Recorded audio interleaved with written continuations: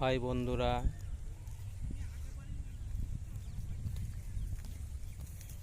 আপনারা দেখতে পাচ্ছেন এই যে এসব ক্রস এবং ব্ল্যাক বেঙ্গল জাতের ছাগল।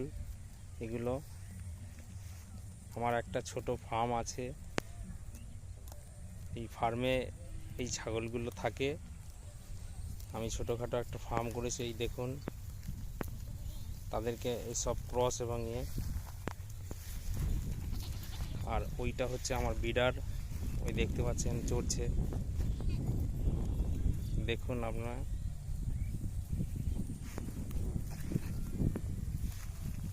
এদেরকে মাঠে চড়াতে নিয়ে এসেছি।